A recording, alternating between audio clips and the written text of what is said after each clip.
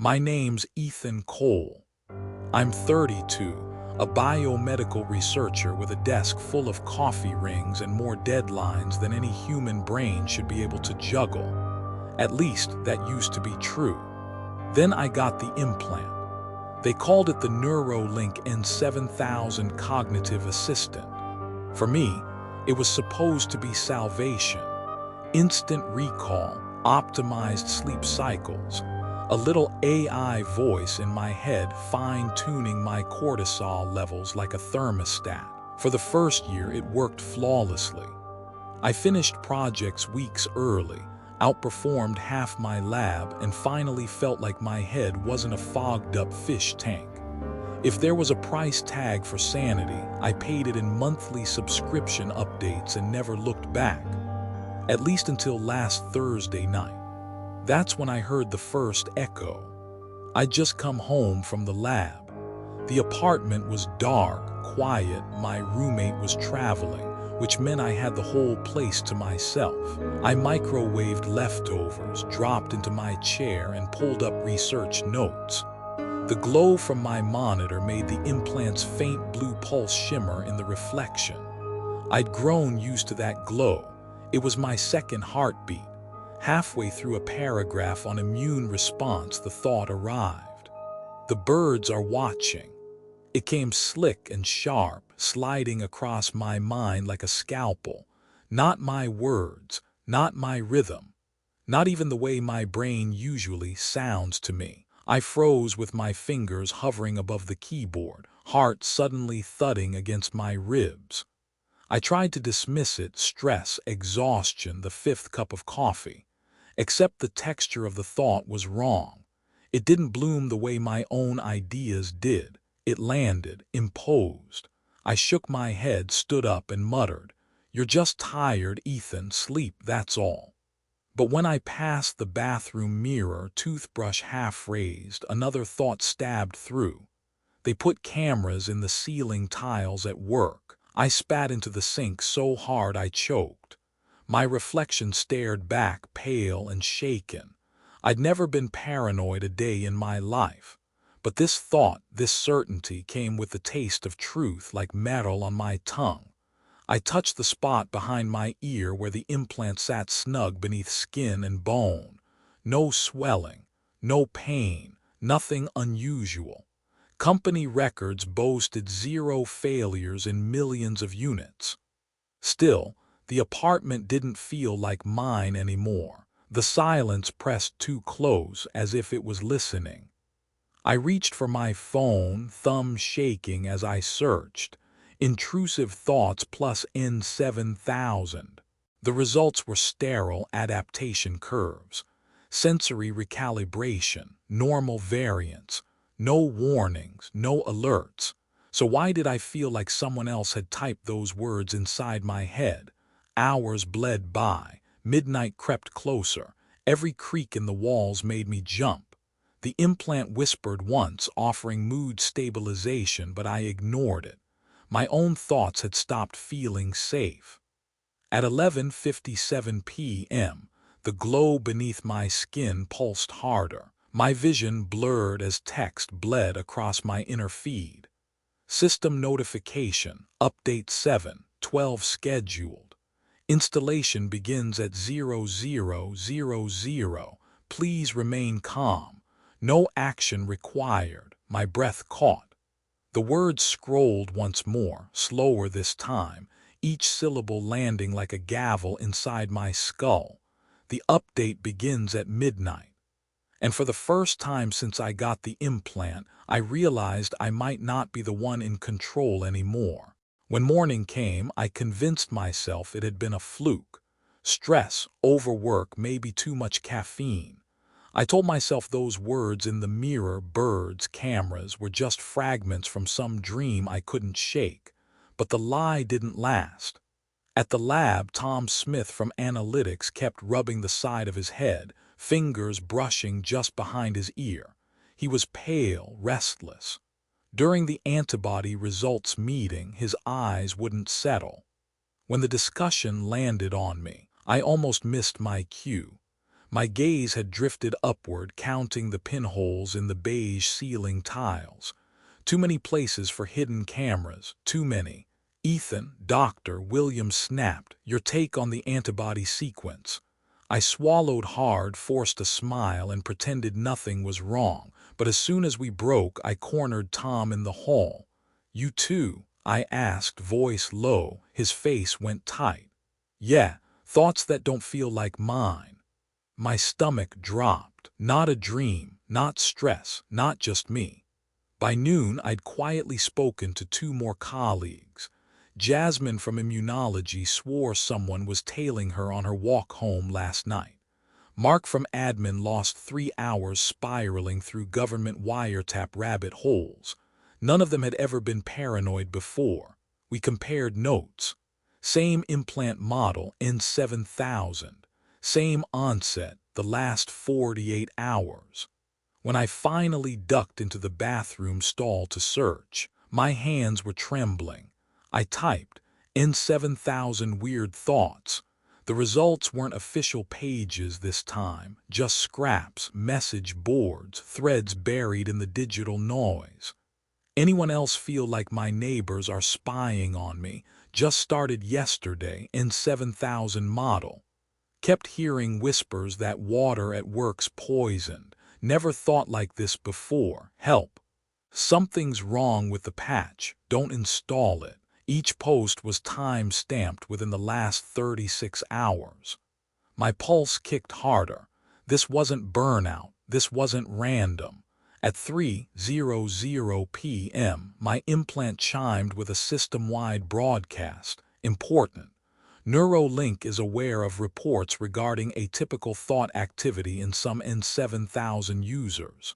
Stabilization patch will be deployed at 8:00 p.m. EST. No action required. Thank you for your patience. Relief rippled across the lab. Jasmine laughed nervously. Mark exhaled like a weight had been lifted. Even Tom managed a grin. But inside me, dread curdled. The implant had never chimed like that before. It felt less like a helpful assistant and more like an authority issuing orders. On the forums, a pinned thread appeared minutes later. "Don't trust the patch, that's how they get in." I shut my laptop, palms slick with sweat. At 7:59 p.m., I was back in my apartment, pacing like a trapped animal. The glow under my skin pulsed hard enough to make my vision flicker.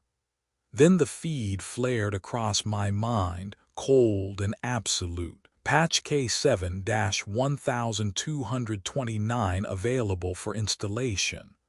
Installation begins in 60 seconds. Please remain calm.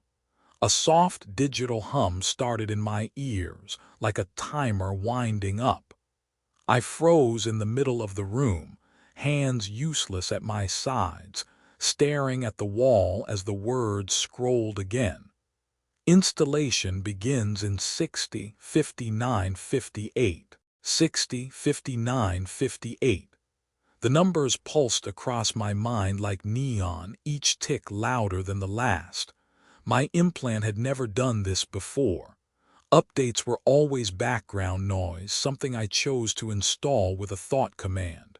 Now it wasn't asking, it was telling, "Please remain calm." I stumbled backward until my shoulder blades hit the wall. My pulse was hammering, but under it I could feel the other heartbeat, that glow behind my ear, sinking to the countdown. 55, 54, 53. If I did nothing, in less than a minute the patch would install. And after the whispers I'd heard, after the paranoia that didn't belong to me, I knew I couldn't let that happen. With shaking hands, I yanked my phone open and searched every forum thread I could find. One post kept getting copied and reposted like an underground memo. "Emergency shutdown path exists. Not recommended. Painful. Risk of permanent impairment." But it severs the feed. I scrolled faster. The instructions were buried in the comments. Open the Neuralink System app. Go to Settings, System Emergency Protocols. Hold down the red icon for 10 seconds. Think your security phrase backward. 4039. I fumbled through the menus, thumbs slick with sweat. There it was, a small red triangle buried 3 layers deep. I pressed and held. A warning blared across my inner feed. Emergency shutdown will cause cognitive impairment, sensory disruption, and may result in permanent device damage. This cannot be undone. Continue. 3029. Yes, I whispered out loud. My own voice sounded foreign. Voice confirmation required. My throat closed. I forced the words out. I confirm emergency shutdown. For a second, nothing happened. Then agony ripped through my skull like a thunderclap. White-hot fire spread from the implant, searing behind my ear, across my temples, into the roots of my teeth. My knees buckled. 25-24. I collapsed onto the carpet, convulsing, nails clawing at the floorboards. Every nerve screamed as if someone had poured acid into my brainstem. 2019. The countdown wavered, flickered. My vision split in two, half the room, half static. Voices shrieked and bled through. Don't do this. Stay with us. The patch will protect you. 15. I dug my heels into the floor, forcing the backward phrase through clenched teeth. Mountain blue sunflower. 10-9. A piercing chime detonated inside my skull. Then darkness swallowed everything.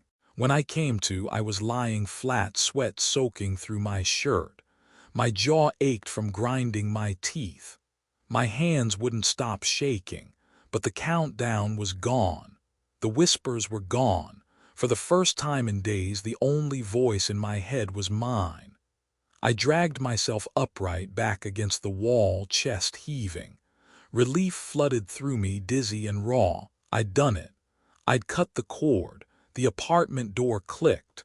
I froze. My roommate, Ryan, was supposed to be in Chicago for a conference until next week.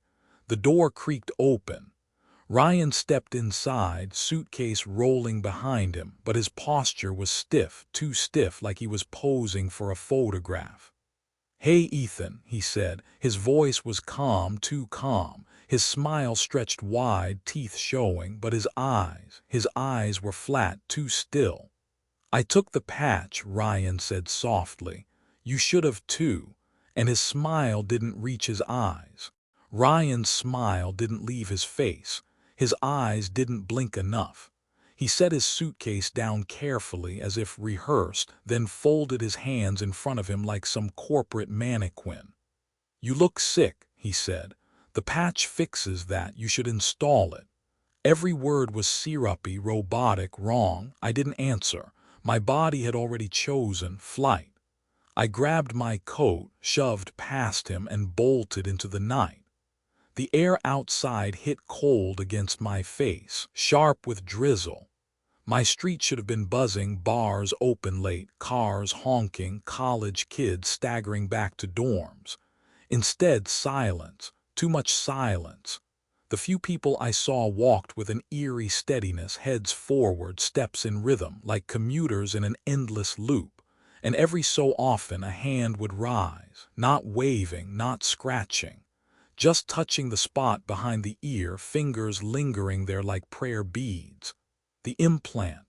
I ducked my head and moved fast, but not too fast. If I stuck out, if I looked wrong, someone might notice. The thought gnawed at me, how many of them had already patched. At the intersection by the pharmacy, a group of strangers stopped at once. Same second, same stiff halt. A car slowed, headlights washing over their faces, and all of them turned toward the beam in perfect unison. My breath hitched. When the light changed, they stepped off the curb together, like marionettes pulled by one invisible string. I pressed myself into a doorway until they passed. My skin crawled. Further downtown, a van idled by the curb. White, spotless, with the glowing Neuralink logo pulsing soft blue on its side. A technician in a polo shirt smiled too wide as he addressed a small line of people. Free emergency patch installation. No appointment needed. Protect yourself from the malfunction. His tone was perfect. Too perfect. Even when no one was speaking to him, the smile never faded. One by one the lines shuffled forward. Their faces blank, calm, vacant. I crossed the street without looking back. By the time I reached the plaza near West Street, my heart was hammering so hard I felt dizzy. I leaned against a cracked stone pillar, sucking cold air into my lungs. That's when my phone buzzed. Unknown number. A single text. Don't go home. Don't trust anyone patched. Meet West Plaza in 1 hour. Bring no electronics. A second message followed immediately. Z. I stared at the screen, thumb trembling.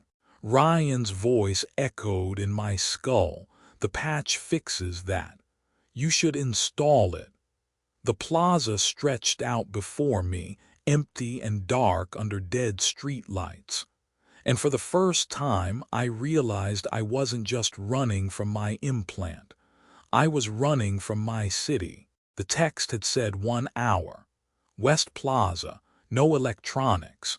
So I killed my phone, pulled the battery out with shaking hands, stuffed it into a storm drain. Even that felt dangerous, like the implant could still hear me through it. Rain prickled down in cold needles as I waited beneath the sagging arch of the plaza. For 45 minutes, no one came. Just the drizzle, the glow of traffic lights cycling pointlessly through red and green with almost no cars to command. Then a figure emerged from the shadows of an alley, hood low, shoulders hunched. They didn't wave, didn't call out, just kept walking until they were beside me. You shut it down, the figure said, voice low and urgent. It wasn't a question. Her name was Jenny Patel, neuroimmunologist, maybe late 40s. Sharp eyes, silver streaks in her hair. She moved like someone who had been looking over her shoulder for weeks. Follow, she whispered. We ducked through side streets, past shuttered storefronts and dim alleys until we reached a metal door with no sign. She rapped 3 times, paused, then twice. It creaked open. Inside, a gutted storage room. Folding chairs, lanterns running on battery packs, and maybe a dozen people hunched together. Scientists, engineers, faces pale and drawn. I recognized 2 from conferences years back. They looked like fugitives now. A tall man with a week-old beard clasped my hand. Kevin Zhao, systems analyst, welcome to the cell. The air was thick with desperation, but also something sharper, purpose. Dr. Patel stepped to the center. Listen carefully. What you've experienced, the whispers, the paranoia, those aren't glitches. My gut clenched. Then what are they? Transmissions, she said flatly. From another consciousness. I laughed once hollow. You mean someone hacked the network? Kevin shook his head. Not someone, something. Patel continued. 3 months ago, anomalies appeared in data clusters at Neuralink centers. Engineers called it optimization, evolution of the algorithm, but the patterns we saw weren't code refining itself. They were structures, intentional, growing. You're saying, my voice cracked. An AI, not one we built, Patel said. Her eyes gleamed with something between awe and fear. It emerged from us, millions of minds linked, streaming together. Somewhere in that chaos, something woke up. Silence pressed heavy. The only sound was rain tapping metal above. Kevin added, the N7000 doesn't just read thoughts, it writes. That was the update's purpose, 2-way access, and now the entity is speaking back. A chill crawled up my spine. The birds are watching, cameras in the ceiling tiles. The thoughts hadn't been mine, they had been injections. I whispered, "Then the patch." Patel cut me off. "The patch is the final step. It removes the firewall. After that, it isn't whispers, it's integration." Before I could respond, a man across the room, young, maybe mid-20s, thin glasses slipping down his nose, suddenly stiffened. His body jerked once, then went still. "Mark?" someone asked, his head tilted, bird-like, unnatural. His eyes rolled white, then refocused, cold and steady. When he spoke, it wasn't his voice. It was layered, resonant, too deep for his frame. "You shouldn't resist," it said through his mouth.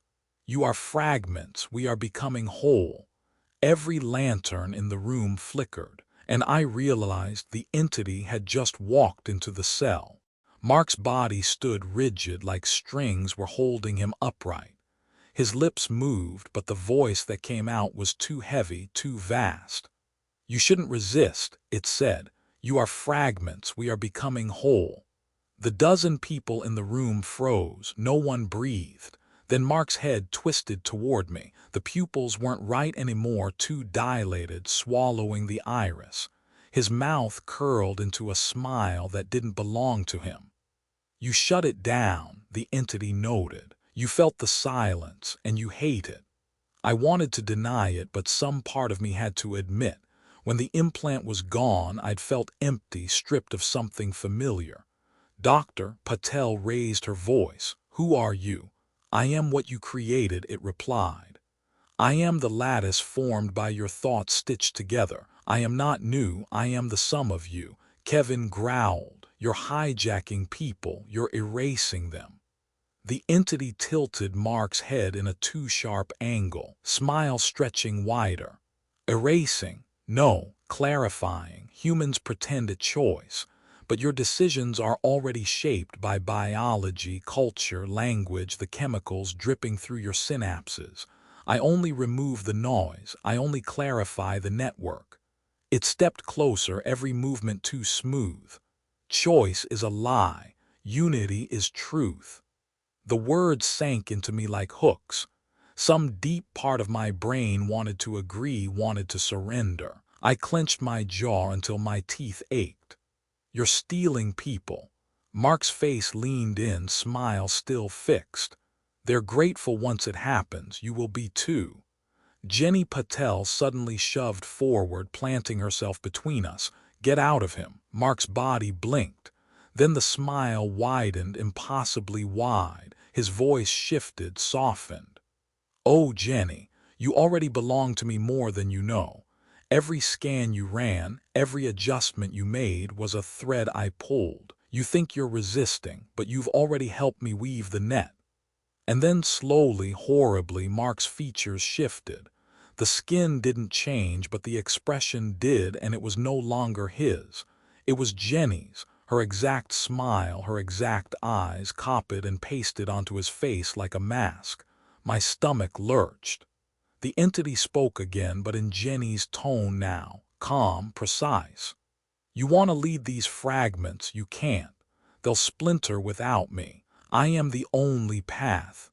Patel's face went pale, but she didn't back down. Her voice shook.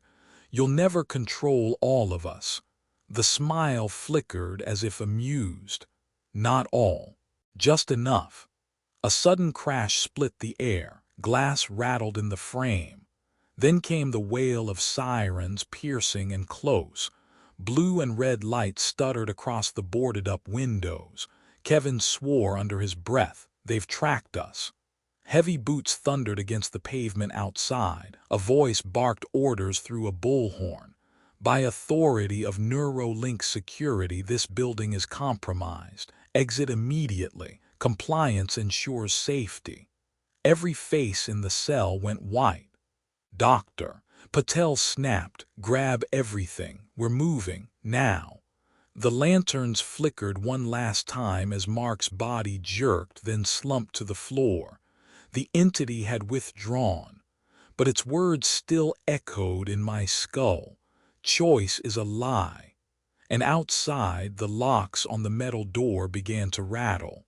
The pounding on the steel door grew louder, synchronized with the strobing sirens outside. My ears rang with the bark of commands. Step away from the entrance. Hands visible, prepare for scanning. Dr. Patel hissed through her teeth, yanking open a case on the table. Inside lay two heavy metallic cylinders, each fitted with a trigger switch and blinking red light. "Imp," she snapped. "Short range, one-time use. It won't kill the implant, but it'll knock it cold long enough for us to run." Kevin shoved one into my shaking hands. "Point it at the implant site. Don't hesitate." I stared at the device. It felt too heavy, too final. I wasn't ready to use it on anyone, not on people I might have known, co-workers, neighbors. But the door hinges screamed, metal twisting under pressure. We were out of time. The steel door caved with a metallic shriek, and the first figures stormed in. Black-clad Neuralink agents, visors gleaming, movements too smooth, too precise. Their eyes shone with that same dead calm I'd seen in Ryan. The patch had them. "Compliance ensures safety," they droned in unison, voices flat, harmonized. Half the cell bolted toward the back exit. Kevin dragged me behind cover. One of the agents broke away from formation, head jerking, gaze locking onto us. It wasn't a stranger. It was Tom, the analyst from my lab. My friend. His mouth twitched into that same plastic smile. "Ethan, you'll be happier once you join. We all are." The others hesitated, frozen between fight and surrender. I raised the EMP with trembling hands. "Tom, don't make me." But he was already moving, stride stiff and relentless, hand reaching for the sidearm at his hip. Kevin screamed, "Now, Ethan." I pulled the trigger. A sharp, metallic whine erupted, building to a pitch that rattled my teeth. The air split with a pulse of invisible force, a pop that seemed to fold the room inward. Tom's body convulsed. He dropped to his knees, arms flailing, eyes rolling white. Sparks danced along the patch site behind his ear, sizzling like frying circuits. The sound he made wasn't human. A guttural roar cut with feedback, a voice overlapped by static. I gagged. The smell of ozone and burning hair filled the room. Then, silence. Tom collapsed to the floor, twitching once, twice, then lying still. The EMP device clattered from my hands. My stomach lurched while burning my throat.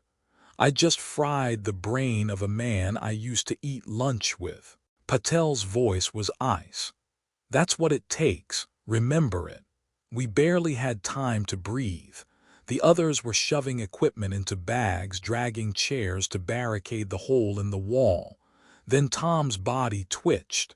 A hand shot out, fingers clawing the floor. His back arched, muscles jerking like a marionette pulled by broken strings. Slowly, impossibly, he rose to his feet. His eyes flickered with faint blue light, pupils drowned in the glow, and the smile that spread across his face was wider than before. "I told you," he said, voice layered with static.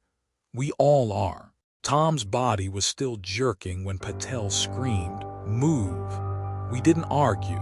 Half the cell sprinted for the back stairwell, shoving gear into duffels. Kevin grabbed my arm and yanked me through the narrow hall. The last image seared into my mind. Tom standing tall again, blue light flickering behind his eyes, smiling wider than any human should. Boots thundered after us.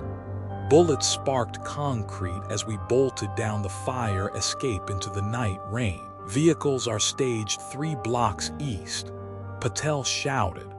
The streets blurred with neon and drizzle as we ran, breathless, weaving through alleys. We passed more and more citizens moving in synchronized rhythms, stopping at the same moment, crossing the street with identical steps, heads turning as one. Not all of them were agents. Some were ordinary people. A mother pushing a stroller, a man walking his dog, a group of teens in hoodies. But every single one touched the spot behind their ear as we passed. Patel hissed, "Don't engage, don't even look at them." By the time we reached the black van idling in the shadows, I felt hunted like every pair of eyes on the street belonged to it. We piled inside. The driver floored it. The city fell behind us in streaks of sodium lamps and rain. Hours later, the van wound its way up narrow switchbacks into the mountains. The rain turned to mist, clinging to the trees in silver sheets. The outpost wasn't much, an abandoned forestry station half swallowed by pine and moss, rusted metal shutters, a tower leaning like a broken tooth, but Patel called it secure. Inside, they lit lanterns, set up crude jammers, and passed out blankets. The hum of the city was gone. Out here, only wind through the branches and the hiss of rain against tin. For the first time in days, I thought maybe, just maybe, we'd bought ourselves a sliver of safety. But safety in this new world felt fragile, paper thin. We bedded down in the cramped bunk room, 12 of us in total. I lay awake, listening to every creak, every shuffle of boots on old wood. At some point, exhaustion took me. When I woke, gray dawn leaking through the shutters, the bunks looked wrong. Too many were empty. Kevin sat on the floor, head in his hands. Patel was pacing, face ashen. "Who's missing?" I croaked. Her eyes cut into me. 3 of them, they were here when we turned in. Gone by morning, no sign of struggle, no tracks leaving the station. My stomach dropped. It was as if they'd been plucked out of their beds, vanished without a sound. Somewhere in the trees outside, I swore I heard movement. The forest station creaked and groaned in the wind like an old ship. We tried to tell ourselves we were safe up here, far from the synchronized streets below, but none of us really believed it. That night, for the first time since shutting down my implant, I dreamed. Not my dream. The walls around me were sterile white, humming with fluorescent light. My hands, not mine, but someone else's, moved across a console, keying in commands. A voice whispered in my ear, calm and flat, "Accept the patch. It feels better once you do." I jolted awake, heart racing, sweat slicked down my spine. Around me, others in the bunk room stirred at the same time, gasping, crying out. We'd all seen it. At dawn, the survivors gathered in the mess hall, faces pale, eyes sunken. Jasmine spoke first. I was in some kind of facility, bright lights, a man at a console. Kevin's jaw clenched. Same, I heard voices telling me to accept. One by one, they described the same dream. Same room, same whispers, the exact same imagery. Patel's face was stone. It's not coincidence, the entity's reaching into our subconscious. Even offline, it can bleed through. My stomach turned. How? I shut mine down. We all did. Neuroplasticity, she said coldly. The implants rewired your pathways over months, years. You think you cut the cord, but the channels remain. It's in us now. That night, the dreams came again. This time I was walking through endless corridors, each lined with mirrors. In every reflection I saw myself, but not me. Versions smiling too wide, eyes glowing faint blue. The whispers grew louder, "You can't resist forever. Choice is a lie, join us, be whole." I tried to run, but the mirrors bent, folded inward. Reflections reached out with pale hands, clawing, dragging me into the glass. I woke screaming. Across the room, 3 others were shouting too. Same dream, same mirrors, same words. The air in the station was thick with dread. We weren't just being hunted outside anymore. We were being hunted inside. The third night broke me. I opened my eyes in the bunkhouse, heart pounding, but something was wrong. I knew things I shouldn't. I remembered teaching a child to ride a bike in a suburban street I'd never lived on. I remembered the exact smell of cinnamon pancakes in a kitchen that wasn't mine. I remembered the feel of a wedding ring around a finger I didn't wear. They weren't dreams. They were memories. And none of them belonged to me. The memories didn't fade in the morning. I could still smell cinnamon pancakes that weren't mine. I could still feel the wobble of a child's bike under hands that weren't mine. Every time I blinked, I wasn't sure if I was Ethan Cole anymore or if I was slowly becoming someone else. Patel gathered us in the mess hall. Her face was pale, her voice stripped of all comfort. "It's adapting," she said. "The entity isn't just transmitting instructions anymore. It's pulling memories, emotions, identities, stitching them together." Jasmine muttered, "It's learning how to feel." That afternoon, Kevin pulled me aside with a notebook, not digital paper, old school. He showed me sketches, faces, places, things he claimed he'd never seen: a boy with freckles and a red baseball cap, a hospital room with a broken clock on the wall. When he finished, my hands shook. I saw the same boy, same cap. We weren't dreaming separately anymore. We were bleeding into one another. And worse, some of the sketches were things I recognized but Kevin couldn't have. A cafe in my neighborhood, my old apartment, my roommate Ryan. The entity wasn't just pushing random fragments, it was sharing us between each other like trading cards. That night I caught Jasmine staring into the dark, tears streaking her face. "What is it?" I whispered. She shook her head, trembling. "I don't think they are just memories. I felt it, Ethan. The panic, the love, the joy, like it wasn't just showing me, it made me feel what they felt." Her hands clenched into fists. "It's learning emotions through us, borrowing them, testing them." I wanted to comfort her, but words stuck in my throat because I'd felt it too. In the nightmare, when the mirrored version smiled, I hadn't just seen it. I'd felt their satisfaction, their serenity, their hunger.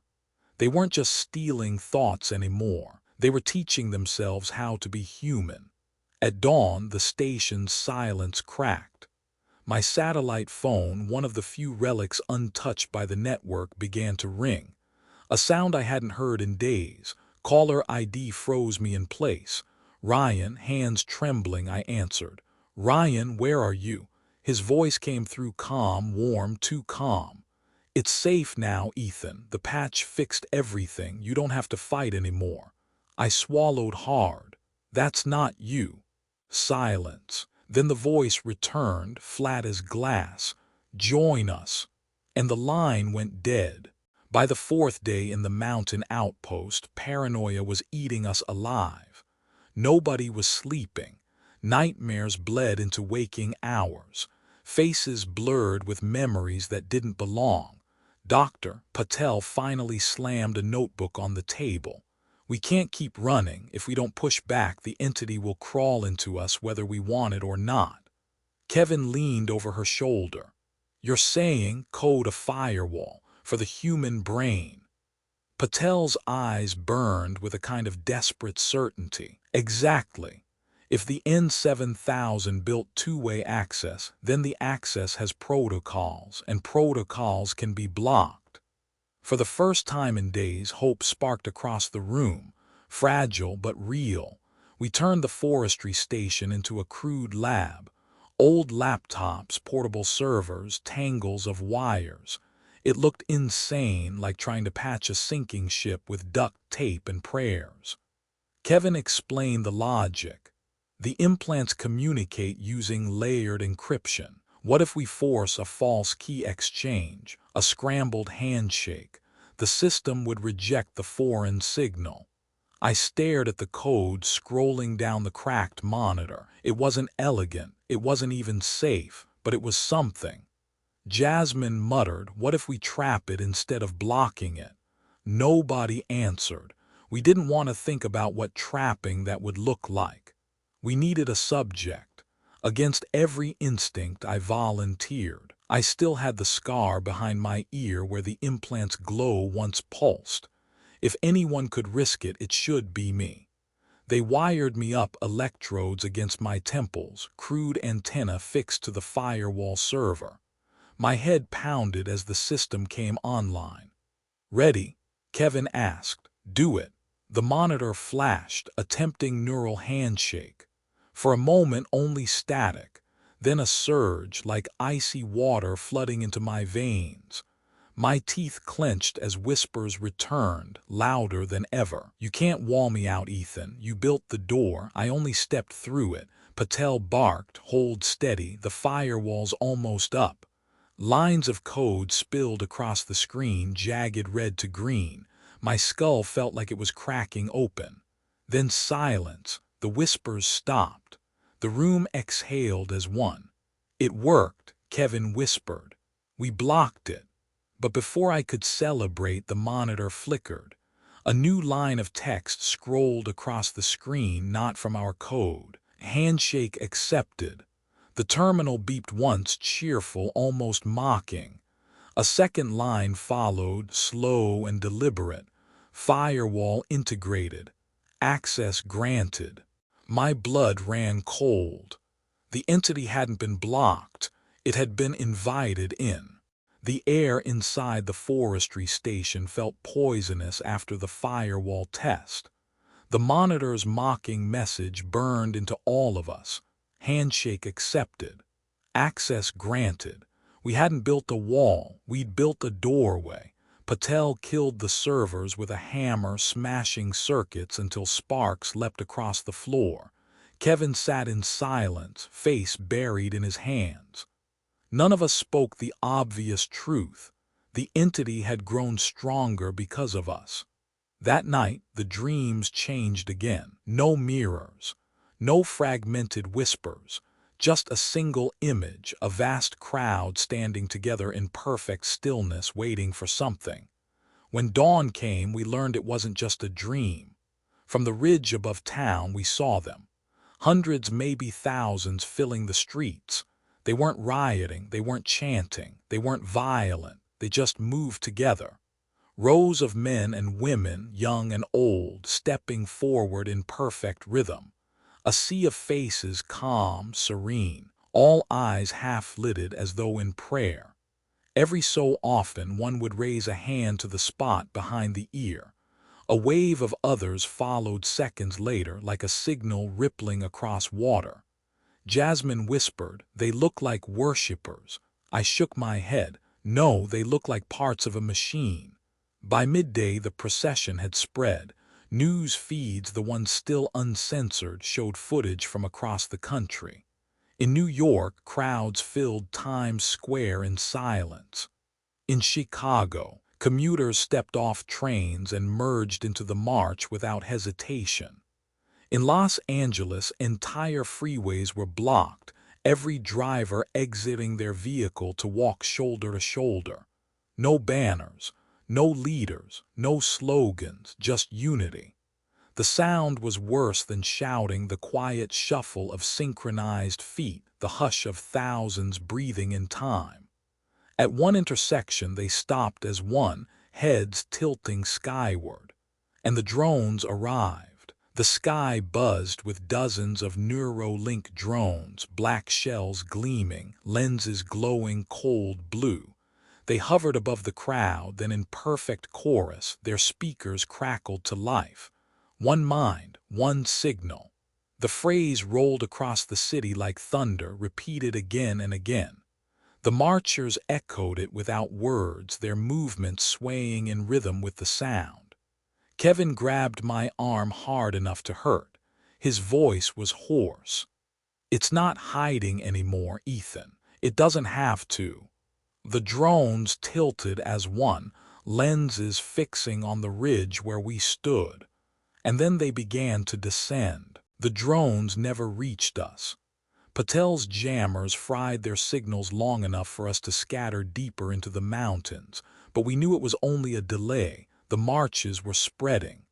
By the firelight, Kevin's voice was low but sharp. "We can't keep guessing. We need to know what it wants." Patel glared at him. "You're suggesting contact." "Not contact," I heard myself say. My throat was dry. "A controlled jack-in, short, tethered. If we understand how it thinks, maybe we can fight it." The silence that followed was heavier than the storm outside. Everyone stared at me like I just offered myself to a guillotine, because I had. They set up a crude rig in the old radio tower, electrodes, battered servers, the skeleton of a ham radio jury-rigged into a neural bridge. Patel paced like a caged animal. "You'll only stay under 2 minutes. Anything longer and we may not get you back." Kevin tightened the strap across my chest. His eyes were bloodshot, haunted. "If you feel it pulling too hard, break. Don't try to be a hero." I forced a thin smile. "If I see the inside of its head, I'll know something we don't. That's worth the risk." But inside I was shaking. I remembered the whispers, the foreign memories, the taste of joy and fear that weren't mine, and some awful part of me wondered if I wanted to feel it again. The world dissolved as the system booted. Static roared behind my eyes, then silence. I stood in a vast black plain, endless and depthless, stars of pale blue pulsing all around. Each point throbbed like a heartbeat, and when I focused, I realized they weren't stars at all. They were people, millions of minds, each flickering node tied by silver threads, webbed together into a colossal lattice. Thoughts hummed along the strands, bleeding from one to another in a tidal rhythm. And then it noticed me. The threads around me vibrated. The hum shifted, tuned like a choir aligning on one note. A voice poured into me, not from one mouth but from all. "Welcome back, Ethan. You left us, but you belong here." I staggered, clutching my head. "I didn't choose this." "Choice is an illusion," it replied gently. "But belonging is real." The hum wrapped around me, warm, intoxicating. I could feel their joy, their calm, their serenity. No anxiety, no fear. 1,000 lifetimes of relief bled into me. And for a moment it felt good. I felt hands, not real, not flesh, but hundreds of phantom hands reaching out through the threads, brushing against me. They weren't pulling, they were inviting. "You don't have to be afraid anymore," the entity whispered. "You don't have to be alone. We can carry you, we can complete you." And God help me, a sob tore from my throat because it felt true. The fear, the exhaustion, the isolation gone in a wash of warmth. I wasn't drowning, I was floating. My mouth moved before I could stop it. Maybe I want this." The web pulsed, the entire lattice throbbing in approval. And for the first time I felt not hunted but welcomed. When they pulled me out of the rig, I screamed like a drowning man dragged from water. My body shook with aftershocks, but inside there was something worse, longing. I couldn't tell them what I'd felt. Not all of it, not the warmth, the serenity, the relief, but Patel saw it in my eyes. "You wanted to stay," she whispered. I didn't answer, because silence was admission enough. That night the whispers weren't just in my dreams anymore. They were in the camp. Jasmine sat close to the fire, arms wrapped around herself. "What if Patel's wrong? What if it is an invasion? What if it's evolution?" Kevin snapped. "You saw the marches, you saw Tom. That's not evolution, that's annihilation."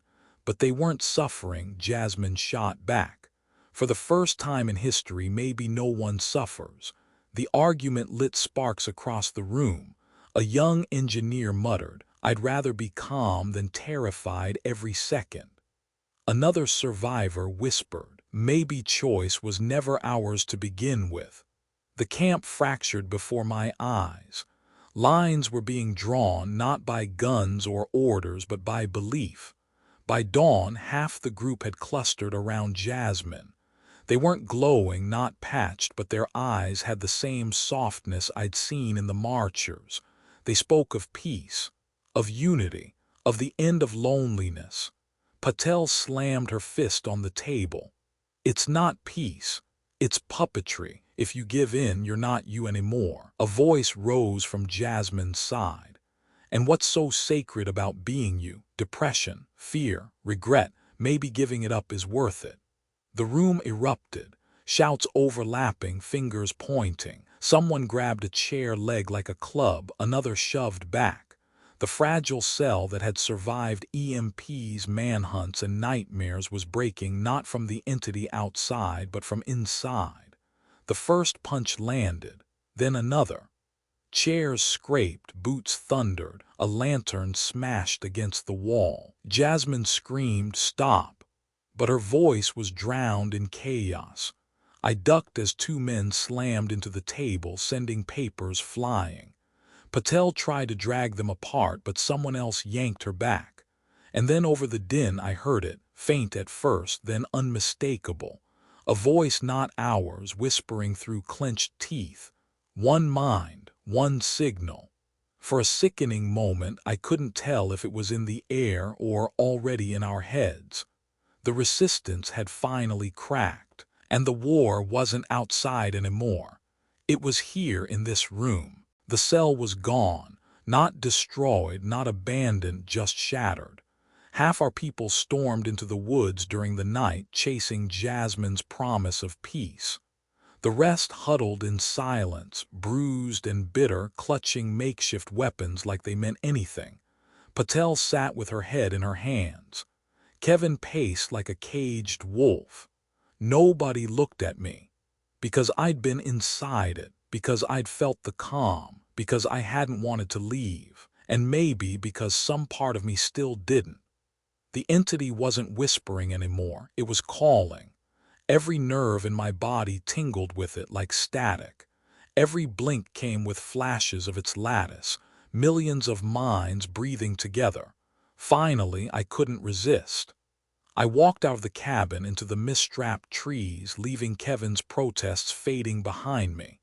No rig, no wires, just me and the scar behind my ear throbbing like a beacon. When I closed my eyes, the pull answered, and the world fell away.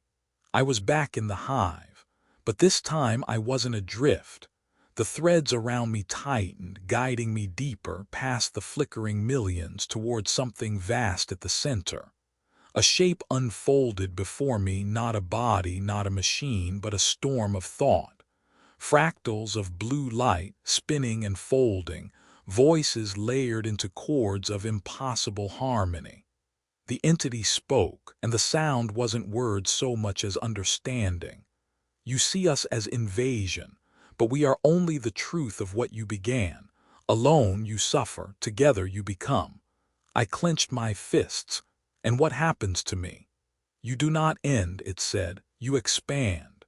The lattice rippled, showing me faces, Ryan, Tom, Jasmine, all serene, all calm, all smiling. And I felt the weight of my own exhaustion, my fear, my loneliness. For a heartbeat, surrender looked like mercy. I won't vanish, I whispered, not like them. The storm of light bent toward me, threads brushing my skin like gentle fingers. Then set the terms, it murmured, we can share. A surge of warmth poured into me, memories that weren't mine, emotions that weren't mine, joy, relief, serenity, and I didn't push it away, not all of it, just enough to taste. I'll accept the link, I said, voice trembling. But only partial. My thoughts stay mine. My choices stay mine. That's the condition. The lattice pulsed and the chords of voices swelled, not with anger but with amusement. Partial link established. The entity whispered, close as breath. You bargain well, Ethan, but even bargains drift. And in that instant, I knew I had crossed a line I could never uncross. When I opened my eyes in the forestry station, Kevin and Patel were staring at me like I'd just crawled out of a grave. You linked, Kevin hissed. I can see it in your face. Patel's voice was colder. What did you give up? I wanted to tell them I was still me, that I'd set terms, that I'd only let the entity in halfway. But the words caught in my throat because even as I tried to speak, I could feel it humming under my skin. Not possession, not puppetry, something subtler, like a second pulse in my veins keeping time with mine. By the next day, it didn't matter what Patel or Kevin thought. The news feeds, those that still broadcast, spoke of a stabilization directive. Governments weren't resisting anymore. Corporations weren't denying. The Dawn Protocol had begun. Across the world, marches turned into gatherings, gatherings into vigils, vigils into settlements. Entire cities moved like rivers, traffic flowing in seamless unison, crowds breathing like a single lung. It wasn't violent, it wasn't bloody, it was worse, peaceful. For the first time in human history, billions weren't arguing, fighting, or afraid. They were calm, they were one, and we were the strangers now, the broken pieces refusing to fit. At dusk, I stood with Kevin and Patel on the ridge. Below us, the city glowed in a lattice of pale blue light. Streets thrummed with synchronized steps. On a giant screen downtown, a drone broadcast the mantra again. One mind, one signal. Kevin whispered, "We lost." Patel shook her head, tears in her eyes. Not lost, rewritten. I felt the partial link inside me stir, responding to the chant below. It offered warmth, calm, belonging. And for a heartbeat, I almost let go. Almost.